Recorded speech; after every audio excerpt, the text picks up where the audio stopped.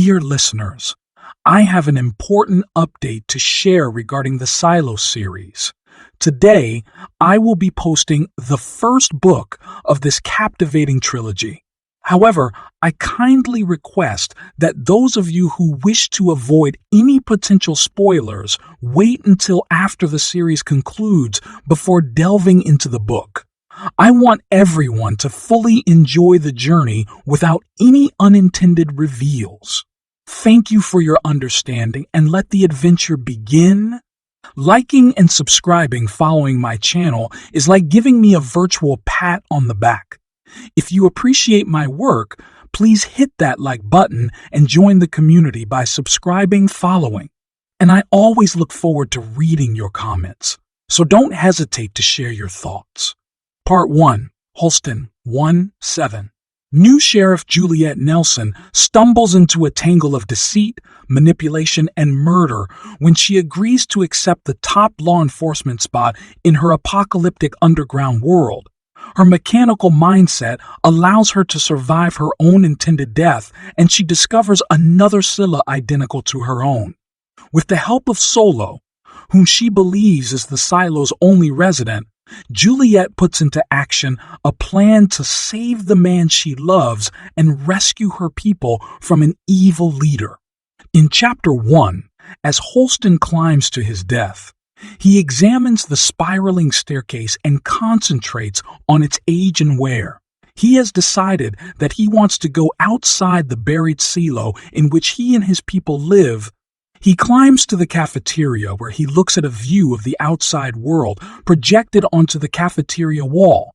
As a child bumps into Holston in the cafeteria, he thinks that he and Allison had won the lottery, allowing them a year to have a child. Allison had died before that year was even complete. He believes he can see Allison's form on one of the hills outside the silo. He remembers her madness. In his office, Holston motions for his deputy and then locks himself in the holding cell. He orders his deputy to get the mayor because he wants to go outside. In Chapter 2, in his cell, Holston looks at a projected view of the dead world. The mayor joins him. She tells him that his death and Allison's death were not what she wanted, but that she must enforce the rules. Holston acknowledges her quandary, but insists the rules are nonsense. Johns tells Holston that she has been the mayor who has sent the most people out to cleaning. Johns asks if he plans to clean, and Holston does not give a straight answer. Inside, he agonizes over why those who are sent outside actually clean the lenses as they are supposed to do. In Chapter 3, Allison is searching old files, looking for information about uprisings. She believes that information on the silo's computers might not have been cleaned off by those revolting as they had been told, but instead by those in charge at the silos.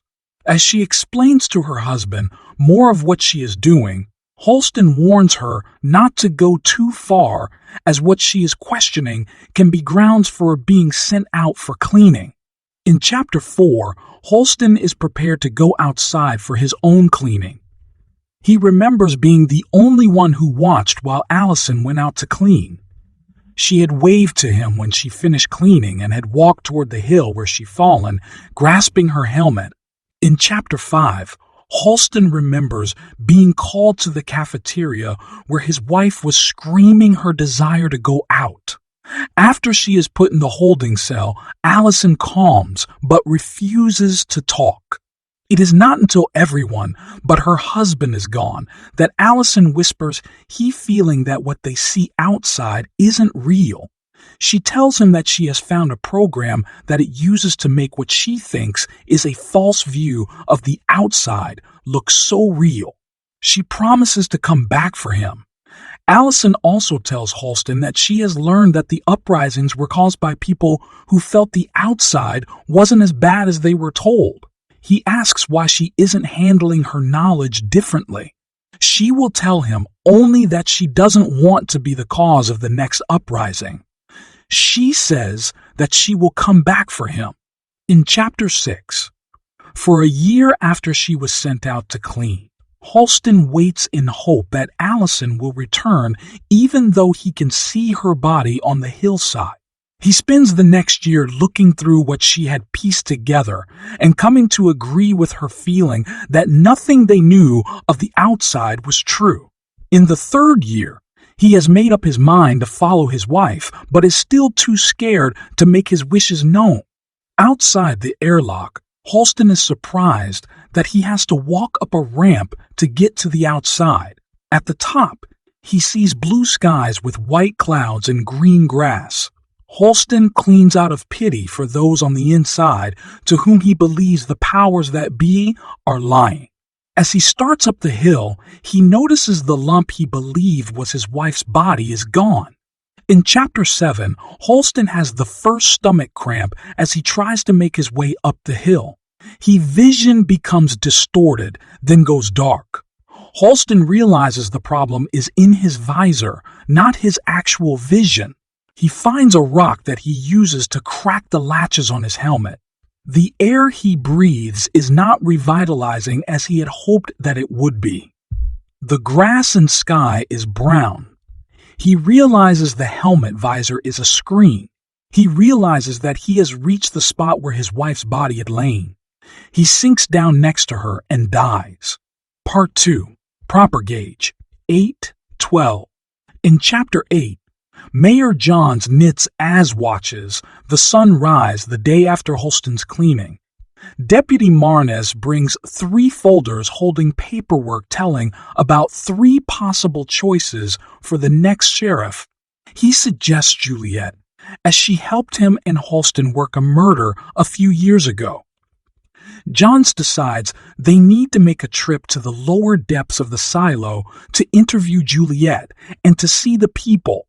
In Chapter 9, Johns and Marnes move downward in the silo while others are moving up, going to see the clear views because of the recent cleaning. Johns and Marnes have known each other for many years. There seems to be some connection between them still. They plan to trek down half the length of the silo on their first day. Johns plans to stop at the nursery to visit Juliette's father. She wants to know why the 2 of them haven't visited in 20 years.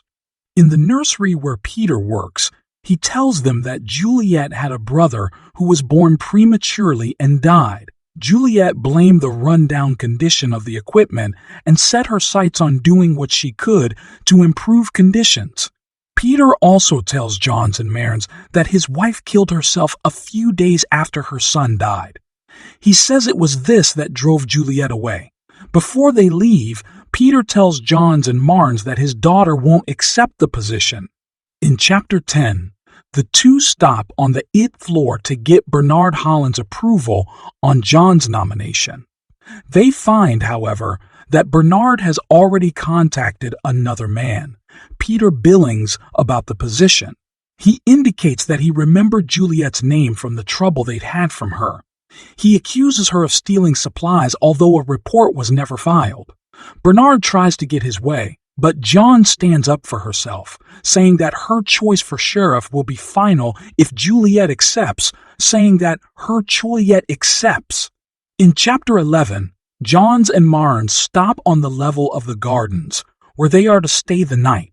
In Chapter 12, the 2 reach the depths of the silo where Juliette works. Juliette is busy when they go to talk to her, but stops to join them in the control room where they can talk. Juliette tells that mayor that she can't shut the age generator down to do needed repairs because Johns had signed a full power mandate. Juliette says she's not interested in the sheriff job, but she will talk to them more later about a power holiday. Part 2. Proper Gauge. 13:17. In Chapter 13, Mark tells Johns and Marnes that he had expected Juliette, whom he calls Jules, not to last long in the down deep. They give her the job of carrying pumps up 4 flights of stairs to Walker's office to respool them. Juliette gets 1 pump upstairs, which she trades out at Walker's shop, making him think she's brought new ones up. In reality, she learned to respool the things herself, so she wouldn't have to carry them all upstairs. In chapter 14, Juliette comes to talk about the power holiday. Johns takes the opportunity of convincing her to take the sheriff's job. It is not until she mentions that she doesn't really trust the next candidate that she seems to get a reaction from Juliette. They ask about the issues with the heat tape and it. Juliette says she had some intercepted that she needed to fix machines because all of the good tape was going to it. Juliette finally agrees that if Johns will arrange the power holiday for her and give her a week to fix the generator, she will agree to become sheriff. In chapter 15, Johns and Marnes begin the trek back upstairs. They spend the night at the mid-level deputy station. Marnes spends the night with Johns on her convertible couch. On their fourth day of climbing, they reach it. Bernard is waiting for them with a sour look on his face. He calls the mayor by her first name and accuses her of agreeing to the power holiday to get back at him. He orders Lucas to sign the employment papers for Juliette and Sims to fill Johns and Marnes' canteens before they leave. In chapter 16, the two have been drinking from each other's canteens on the way back up. By the time they reach Juliette's father's nursery, Johns needs a bathroom break. In the dark bathroom, her stomach burns and her legs shake. Back with Marnes, he asks her what happened as he looks at the ground. Johns tries to hush him, but he cries for the nurse. The staff says something about blood as they stretch her out on a bench. Marnes is crying. Johns takes his wrist and tells him that she loves him. Marnes suddenly looks at his canteen and they realize the water was poison. In chapter 17, Juliette and her crew has finished the work on the generator. She turns the machine on and is about to flip the switch off when she doesn't hear it start up. Instead, the generator is running quietly, as it was meant to do. She is so happy with what has been accomplished that she doesn't notice the porter run into the room bearing the bad news that the mayor has died. Part 3. Casting Off, 1824. In chapter 18, it appears that Juliette has been sent out to clean. In chapter 19, as Juliette tries to teach herself how to be sheriff, she looks at the views of the outside and wonders what the fuss is about. She has not yet pinned the star on her overalls. She looks over the evidence from the mayor's death. Marnes will not give up the folder of notes on the murder. She also looks at the notes that Holston made about her in his investigation of her lover's death. Juliette additionally reads the folder telling about Holston in his last days. She wonders why Holston and his wife wanted to leave. She is surprised when Bernard Holland knocks on the bars and introduces himself as acting mayor. He suggests to her that Johns died because of fatigue, even though Jules suggests that Bernard was responsible for the mayor's death. After Holland leaves, Jules sends a request to Mechanical, seeking answers to the questions she has regarding Halston's decision to be sent out cleaning. In chapter 20, Jules leaves her office late and lets herself into the closed kitchen for supper. There is a man in the cafeteria. The man shows her what he is doing, charting the stars. The man's name is Lucas. In chapter 21, Jules has a package from Scotty in it the following morning. The box holds cookies and a data drive. Scotty warns her not to get caught with the drive. She searches through the information on the disk until she realizes that Marnes is late to work. When she gets to his apartment, she discovers that he has killed himself. In chapter 22, Juliette tells Lucas during their visit that evening that she plans to lay Marnes to rest next to the mayor.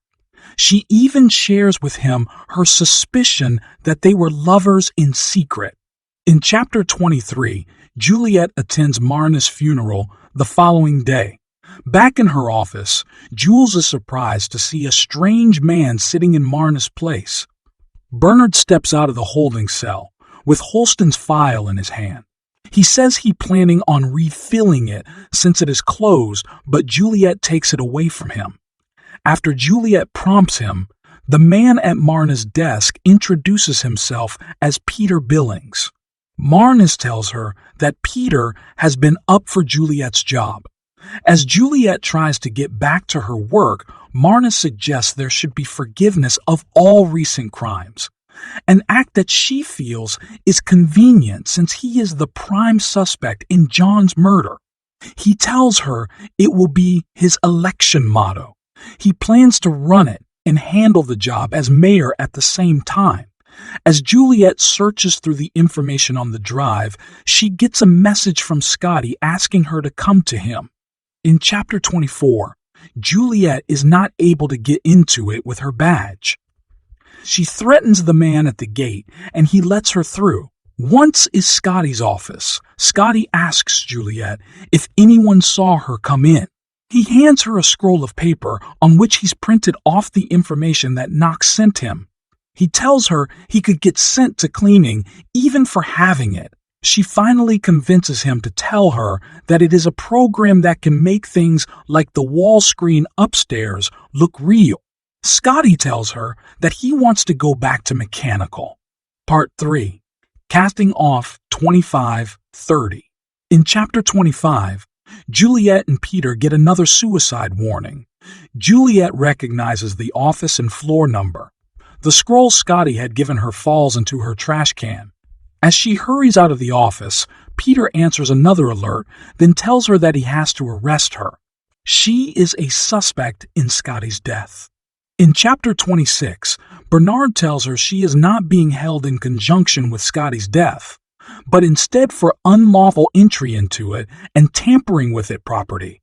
Juliette is intelligent enough to know that Bernard has manufactured the charges in order to get her out of the way. She also refers to the pact which states Bernard can't be head of it and mayor at the same time. He allows Juliette to go free, asking only that she go back to mechanical, where she belongs. Juliette wants to hit him in the face. As Jules heads back down, she contemplates Scotty's death. After arriving at her old apartment and sleeping some, she wakes and reads the notes she'd been sent. Among them is a note from Scotty saying the program they'd found was for a small screen, not a big one. Reading the note, she is sure more than ever that Scotty had been killed. In Chapter 27, Jules visits Walker the following morning. When she tells him that she doesn't think Scotty killed himself, he cries in agreement. She tells Walker that she believes that it has been engineering things, like the heat tape sent to her that she joked had been made to fail, so that the cleaners sent out will never have any more time. She believes those with mechanical sense are sent to the bottom of the silo to be as far away from it as possible, as they have the most chance of figuring out what is happening there. When Walker suggests it was it who killed Scotty, Jules says she believes it kills everybody. In Chapter 28, during her first day back on her job, Juliette thinks about the stories she's always been told about a loving God creating the silo. The rotting city is said to be what happens if people go beyond their boundaries. She feels the animals in children's books really did exist at some time. Her theory is that the silo was created by it. As she thinks, she formulates a plan to pull the wool from the eyes of those in the silo.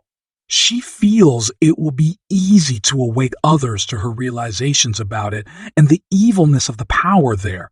When she gets off work, she sees Hank, the deputy, talking to Knox. She knows they are talking about her. Hank tells her that he has to arrest her for crimes against the silo. Knox is angry.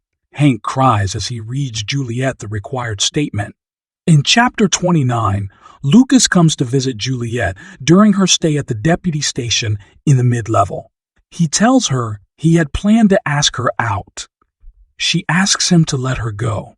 He cries as he walks away. Back in the sheriff's station the next day, Peter Billings charges her with conspiracy. They had retrieved the computer drive from the incinerator as well as the scroll that Scotty gave her. Among her notes, Juliette receives an unusual one from Walker that she believes has a hidden message. She wakes in the night believing that her father is there, but he walks away when she calls to him. The following morning, Juliette is determined to not clean. She still thinks about Walker's note. As the doors slide open to let her out, she realizes the visor of the helmet is an 8x 2-inch screen. In Chapter 30, Bernard watches the cleaning. He enjoys the fact that the false environment created inside the visor of the screen ensures that all of them will clean, even those who say they won't. He turns away for a moment to see if Peter has decided to join him. When he turns back, Juliette is already working her way up the hill. She did not clean. He watches as she walks up the hill. She disappears out of sight. Bernard chases his IT techs down the stairs and throws his paper cup at them. In a secret compartment of the server room, he plugs into a radio system and calls another silo, telling them he has a problem. Part 4. The Unraveling, 31-38. In Chapter 31, Juliette's parents take her to see a play when she is a young child. The leading actress' name in the play is Juliette. She gives the child, Juliette, a copy of the play as a keepsake. In Chapter 32, as Luca struggles to get himself going despite his loss of Juliette, he is pulled by his desire to go upstairs to see her, but knows that she will be dead. He considers jumping from the stairway, killing himself. A porter passes, and the look on his face lets Lucas know something newsworthy had taken place. He hears the squawk of Deputy Marshall's radio. Marshall tells Lucas that Juliette went out, but didn't clean. He has been sent to bring Juliette's things to it. Lucas says he is going anyway and offers to take the box. In Chapter 33, Walker pays a porter enough to get the news that Juliette didn't clean, but instead walked over the hills out of sight.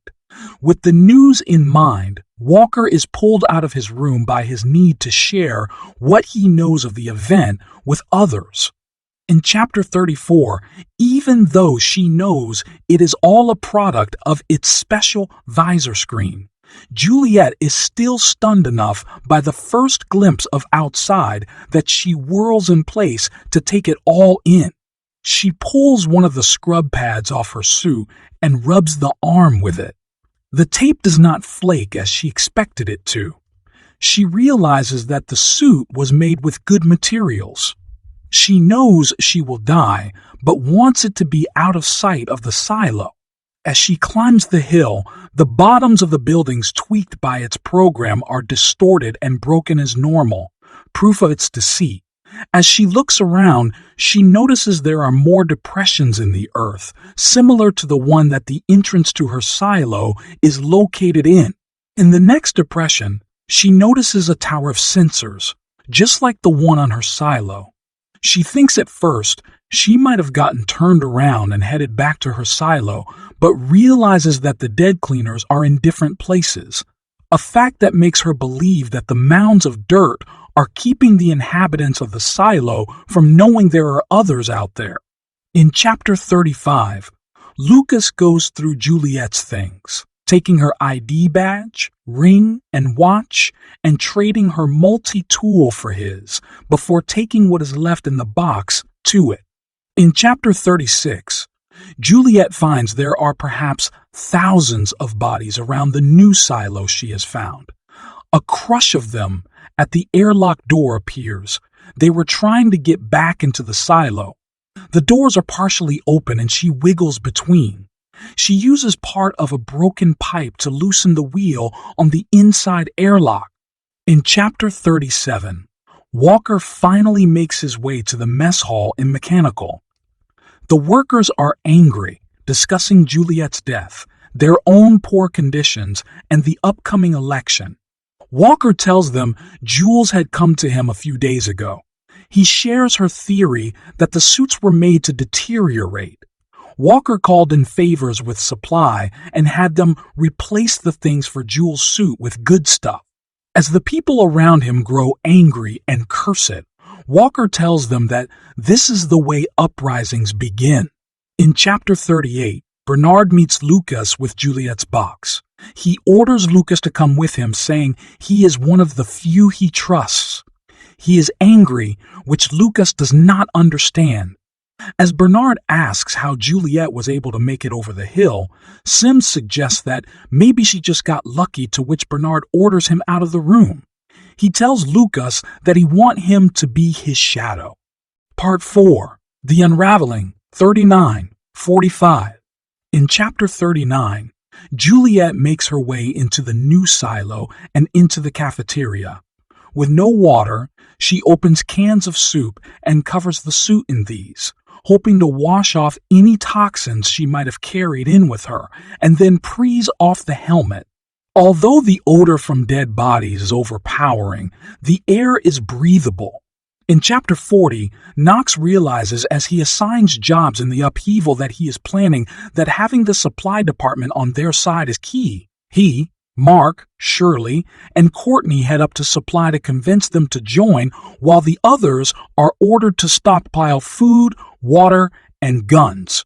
McLean, head of supply, is angry with Knox for making her department part of Juliette's escape plan and has to be convinced to join Mechanical, but Knox is successful.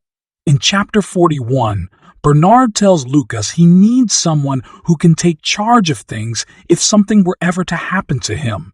He pulls out a set of keys on a string around his neck, telling Lucas these are the keys to the true heart of the silo. He unlocks a false server face and raises a grate, exposing a ladder. Bernard grins manically as he tells Lucas he is about to give him a great gift. In chapter 42, after Juliette goes down several levels in the strange silo, she uses her knife to cut off the suit. On level 13, the one similar to the one she had lived as a child, she stops briefly. On the next floor, she finds a tablecloth to wrap herself in. On level 15, she is overtaken by fatigue and curls up on the stairway, great for a nap. In chapter 43, Knox and McLean discuss what they are trying to accomplish. He claims it is not an uprising, but a setting of things to right. McLean reasons that they will have more trouble with those who live in the midsections of the silo than those at the top. She suggests they create a diversion to get the middle people up top so they won't have as much trouble on the way to it. They decide on a power outage which will get the middle people moving.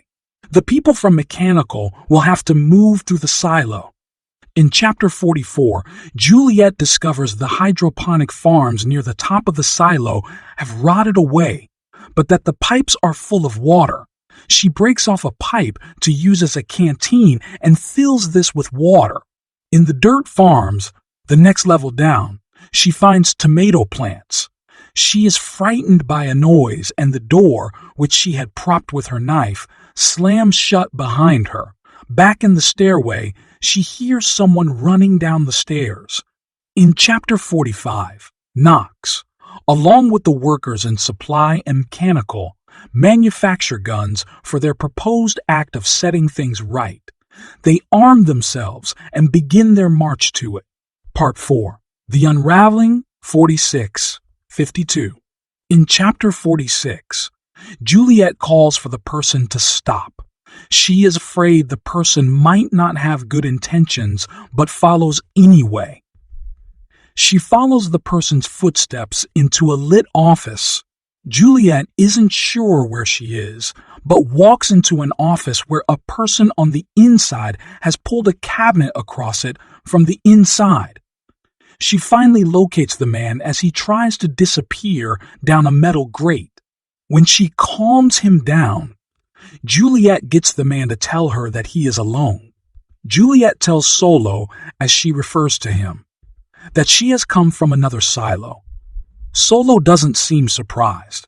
In chapter 47, in a similar room in Juliette's old silo, Bernard is showing Lucas a chart of the silo layout.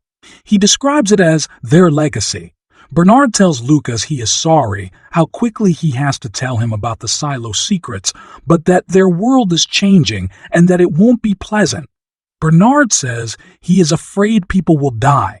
He shows Lucas a book that contains the entire history, which he says that Lucas should read when he has the chance. The book tells what should be done in all sorts of emergencies. Lucas asks what the book says about the day they've just experienced. Bernard gives him a page number. The book advises that in the case of a failed cleaning to prepare for war. Meanwhile, in chapter 48, Solo leads Juliette into a similar room in the silo they are in. This is where he lives. He tells Juliette that as far as he knows, he had been alone for 34 years. He explains the people there had one bad day and went crazy. He stayed alive because his father, who was shadowing the head of it, pushed him inside the hidden rooms and gave him the keys when the fighting started. In chapter 49, as his men move their way upward, Knox hopes that the overtaking will be smooth. He wonders if he is now considered one of the bad men he had always read about in history. In chapter 50, Juliette looks at books from a set of encyclopedias from Solo's room.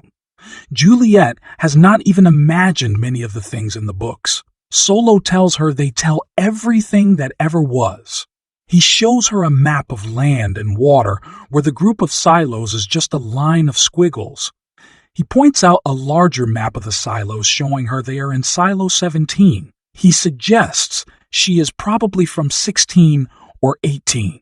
He mentions he hasn't heard from the other silos in a while. Juliette questions him about the radio. She tells Solo that she wants to go home so she can tell them about the other silos. He tells her that someone in her silo already knows. Juliette suddenly realizes this person is Bernard. She asks how to go about making a call. In chapter 51, Lucas and the others in it wait for the armed men from mechanical and supply. Suddenly, the doors burst open. Lucas watches as Knox is shot. The shoots acclaimed before she can throw a grenade at him. Lucas cries as he continues to shoot into the invaders. In chapter 52, Bernard is woken by Peter. Peter tells him the invaders are on the run back down the stairway. Bernard tells Lucas they have to report the trouble. On their way into the hidden room, Lucas hears a buzzing. Bernard wonders if Silo 1 has already heard about the revolt.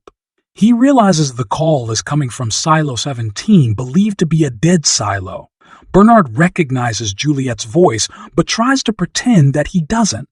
Juliette tells Bernard that she is coming for him. Part 5. The Stranded 5360. In chapter 53, Mark is stunned by the violence and deafened by the bombs as he heads with the others back to the lower floors. He searches for his wife, needing to know she is safe as the fighting continues. In chapter 54, Mark finds Shirley and tells her what has happened upstairs.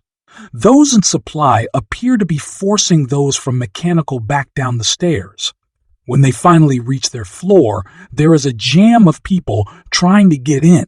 Those left behind in mechanical have soldered steel plates across the doorway, leaving only a small opening for people to squeeze through. Mark runs up the stairs, shooting at the security people who are shooting downward at them. He creates enough distraction so that those waiting, including his wife, are able to get safely inside. Mark is hit by gunfire and dies. In chapter 55, there is still fighting in Silo 18-3 weeks after the initial attack on it. Jenkins, who has taken over as head of mechanical after Knox's death, banters Walker to get an old radio fixed so he can eavesdrop on what is happening on the upper levels. As Walker begins to tinker with the radio again, he blames himself for being the start of all the violence. He decides that his favor to Juliette was not worth all of the grief that it has brought about. He considers killing himself, joining Scotty and Juliette in a better place. In chapter 56, Juliette and Solo have rigged up a pump to begin emptying the water from the mechanical portions of the silo. At the rate this pump is working, Juliette estimates it will be 2 years before the water will be gone, and she can investigate what machinery might be available for her to tunnel through the earth to her silo. Before they start, Juliette tells Solo she needs to make a call. Solo complains that she spends too much of her time making these strange calls. She believes, however, that this connection is the only thing that has kept her sane. In chapter 57, Bernard interrupts Lucas' reading of the encyclopedias by bringing him lunch. Lucas believes that Bernard is keeping him in the secret room in the server area to keep him safe from the fighting. As Bernard and Lucas are talking, a call comes in. He curses and tells Lucas he wants him to fix up a light code to tell who is calling. He warns Lucas never to answer any of the calls. As soon as Bernard leaves, Lucas returns the call to Silo 17, asking Juliette how things are going in her world. In chapter 58, Walker believes he is talking to Scotty as he discovers a hiss on the radio. When Shirley knocks, Scotty disappears. She is angry with Walker because he has not been eating. He promises to eat if she will help him. He has her turn the dial as he eats. Suddenly, there are the sounds of other voices. Shirley is happy, believing the radio is fixed, but Walker notices the name of the deputy mentioned is not one with whom either of them is familiar. In chapter 59, Juliette has set up residence in the IT suite lab. She tells Solo that she's working on a way to breathe underwater so she can fix the main pump in mechanical. In chapter 60, Lucas has lost all track of time being locked in the server room. Peter comes to bring him his dinner, and Lucas meets him. Lucas feels Peter mocks him and looks down on him. Peter tells him men are planning on going down to blow up the wall, keeping them out of mechanical. While Peter is still talking, the lights flash, signaling a call coming in. Lucas runs to answer it. He listens and tries to believe as Juliette tells him that she is one of the good guys. She tries to convince him to help her and the people in mechanical as they try to set things right. Part 5. The Stranded 61-68. In chapter 61, Shirley and Walker try to determine exactly what they are listening to. Jenkins runs in warning that the enemy is inside and they must go to the lower levels. Walker and Shirley scramble to gather radio parts. In chapter 62, Juliette puts on a cleaning suit. She is fit up to work underwater. She shows Solo how to work the air compressor and tend to things up top. In chapter 63, Lucas is trying to study the order while Bernard is in the same room with him. Lucas finally asks Bernard why there is nothing in the order about the people who created the silo and wrote the order. Lucas finally comes to the conclusion that the people who created the silos had probably caused the problems that put them there. In chapter 64, Juliette reaches the pump and hooks up the power with little trouble, except her air supply suddenly shuts off. She doesn't get an answer back, but decides that Solo must be working on the compressor, so she continues working until she realizes that the pressure in her suit has gone away. In chapter 65, as the mechanics make their way downstairs, Shirley guides Walker to the control room. They work to put the radio back together, hoping that Jenkins will be able to hear what they have heard. As they get the radio working, both are surprised to hear Juliette's voice, calling Solo. In chapter 66, in her panic that her air supply is gone, Juliette cuts the weights off her feet, causing her to bump the ceiling, breaking the flashlight. She uses the air hose to guide herself back to the stairwell. In chapter 67, Lucas is finally allowed a visit from his mother. After the visit, Bernard tells Lucas they need to make his position official by putting him on the radio with Silo 1. Lucas is allowed to ask a question, and he chooses to ask about the silo's past. The man helps him to realize that the people in Operation 50 have survived because they were the ones who caused the destruction that forced them underground. In chapter 68, Walker convinces Shirley that Juliette is alive. She wants to talk to her, but Walker realizes they don't have a transmitter. Shirley runs for one before the main stairway is blasted. Part 5. The Stranded 69-75. In chapter 69, Juliette continues to use the air hose to guide herself back to the stairwell. She survives the trip back up the stairwell by inhaling the air trapped on the bottoms of the stair treads. She finally reaches the top of the water level. Solo is lying with blood on his head. She doesn't realize at first how badly he is hurt. He tells her only that his name is not Solo, but Jimmy, and that he doesn't believe that he was ever alone in the silo. In chapter 70, as Lucas makes tea, he wonders aloud to Bernard how people could willingly and intentionally kill other people. Bernard explains that it is for this reason that so much information has to be hidden from the people so that they don't revolt. Bernard seems angry when he refers to the silos as cages the people are locked up in to bring about the vision that the people years ago had. After Bernard leaves the room, Lucas wonders what sort of people would treat their people as they had. He wonders why Bernard does not see himself as one of them. In chapter 71, Walker and Shirley try to talk to Juliette. The voice that comes from the radio is not hers, though. It says that their friend, whom the voice refers to as he, has been killed. In chapter 72, Juliette cuts herself out of her suite and starts a fire so she can warm herself and tend to Solo. Solo tells Juliette he thinks there was one person who was responsible for the attack. He realizes now that he was not crazy. Things were being moved and lights turned on and off by someone other than him. In chapter 73, Lucas listens as the fighting continues below him. He worries because he has not heard from Juliette. He looks over the script that Juliette has kept and made notes on through the years.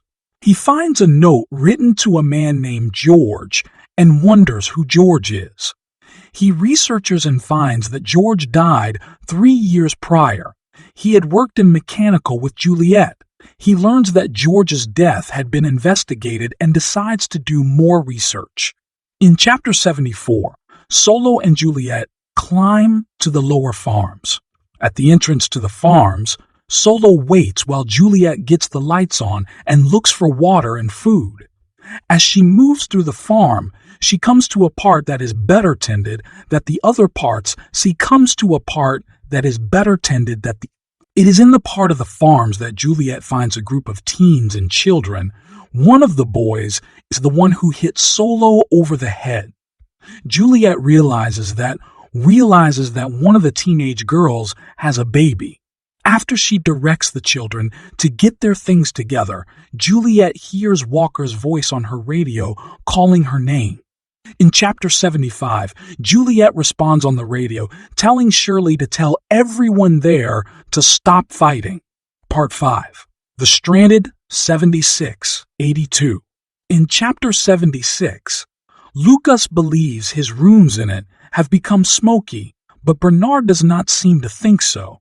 Lucas has figured out how to get out of it and puts his plan into action. He asks for George Wilkins' file.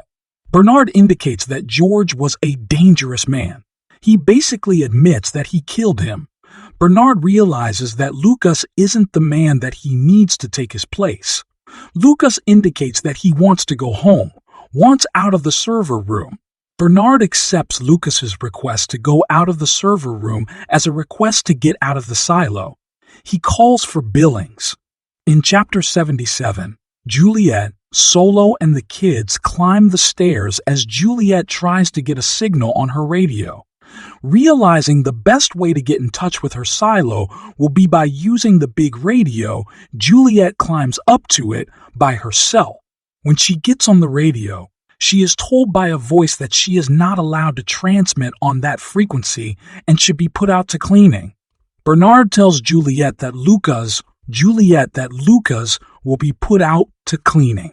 In Chapter 78, Peter leads Lucas up the stairs. When Peter's radio comes to life, he turns it up, and the two hear Juliette's voice. As Peter and Lucas listen to Juliette and Bernard argue, both of them begin to change their minds. Peter begins to wonder if sending Lucas to cleaning is the right thing to do, and Lucas about killing himself before he can be put to death. In Chapter 79, Solo shakes Juliette awake. Once she is awake, she gets Silo working on making a blanket with the heat tape. She remakes one of the suits in preparation for going back to her own silo. She plans to be at her silo when the doors open to let Lucas out so she can save him and the two of them can get back in. In Chapter 80, Juliette walks from Silo 17 to her own silo. When the doors open, no one comes out. She sees Lucas in the argon chamber. She uses the blanket to cover them both as the flames begin to spew out. As the temperature rises, the man pushes away from her, out from under the blanket. When the flames die down, Juliette looks at the body in the room with her and realizes that it is not Lucas, it is Bernard. In Chapter 81, recovering from her burns, Juliette spends days floating in and out of consciousness on painkillers. Lucas and Peter come to see her. She gets piles of notes from those in mechanical. Lucas tells her that it was Peter who had taken the chance and listened to his story, then made the decision to change the cleaning orders. In Chapter 82, Juliette learns that the people of the silo have voted her as the new mayor. Juliette agrees to do it, but says that she wants to do the work her way, to give the truth about the silo a chance. After deciding this, Juliette goes down to mechanical as she had planned, stopping to see her father along the way.